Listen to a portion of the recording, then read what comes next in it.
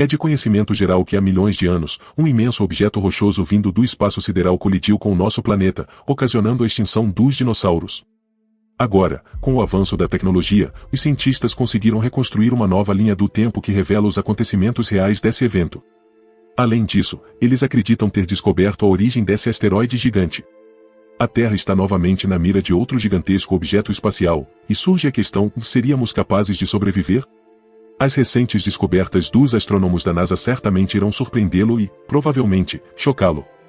Esteja preparado para mergulhar na experiência do desastre que quase aniquilou por completo a vida em nosso planeta. O impacto desse gigantesco asteroide em águas rasas do Golfo do México, há 65 milhões de anos, foi extremamente devastador. No entanto, uma série de desastres adicionais se seguiram: pedras caindo do céu, incêndios florestais se alastrando e tsunamis inundando distantes linhas costeiras. Os pesquisadores descobriram que o primeiro dia da Era Cenozoica foi marcado por esses cataclismos, e agora, um novo registro desse caos está documentado no periódico científico Proceedings of the National Academy of Sciences. Essa linha do tempo foi construída utilizando fotografia de alta resolução, microscopia, tomografia computadorizada, imagens e medições magnéticas de rochas sedimentares recém-recuperadas em Chicxulub, uma das maiores crateras de impacto da Terra. Tudo começou assim: imagine-se em algum lugar da América do Norte, há cerca de 65 milhões de anos, quando os dinossauros dominavam o nosso planeta, olhando para o céu noturno. Provavelmente, você teria avistado uma luz brilhante que parecia ser uma estrela, brilhando ao longe. No entanto, se você observasse essa luz peculiar por 1 ou 2 horas, notaria que o objeto parecia crescer em brilho, mas se movia muito pouco.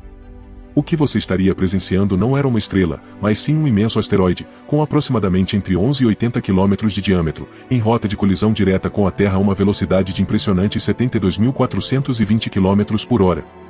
Horas depois, o asteroide adentraria a atmosfera terrestre, seguindo diretamente em direção à região onde hoje está localizada a Península de Yucatán. Quando ocorrem impactos a essa velocidade, a atmosfera da Terra se comporta como água.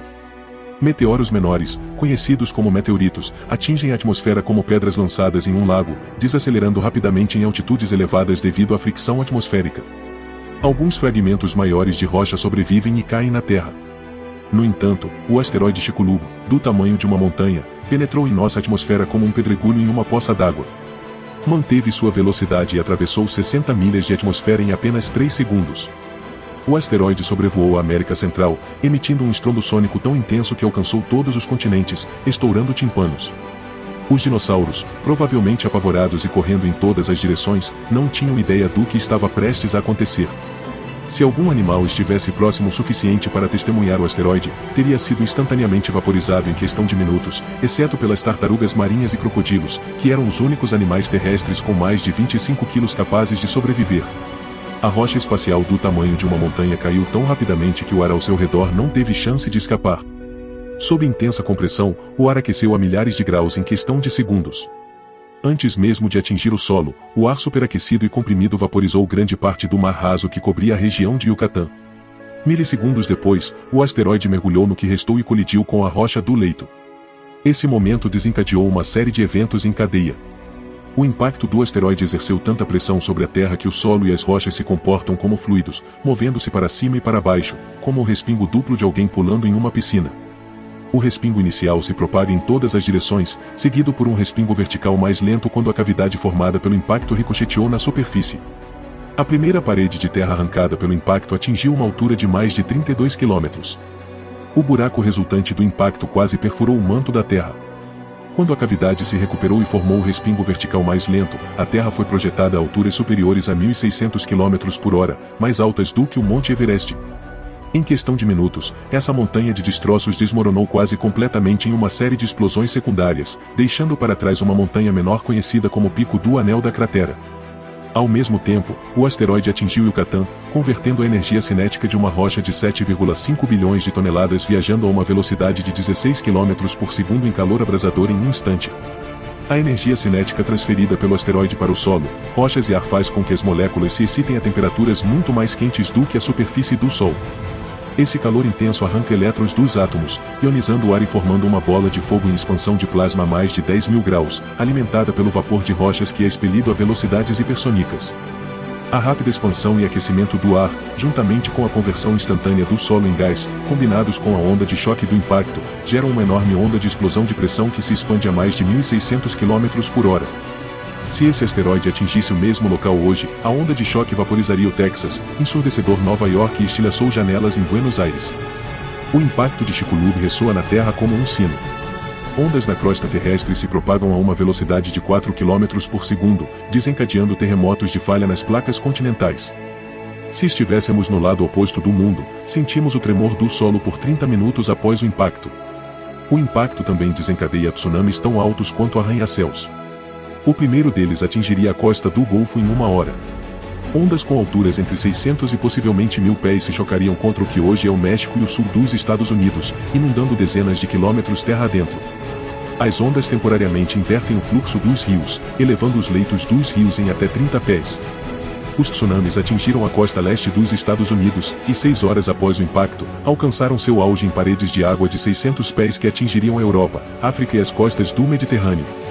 Dentro de 15 horas após o impacto, as ondas alcançaram todas as costas do planeta. Dependendo da topografia local, o oceano varreria tudo em seu caminho, arrastando-o de volta para o mar quando as águas finalmente recuassem. Já parece um cenário apocalíptico, mas ainda mais desastres estão por vir. Quando a imensa rocha atinge o solo, seu respingo lança cerca de 25 trilhões de toneladas de terra em trajetórias balísticas, algumas delas atingindo velocidades que superam a velocidade de escape da Terra.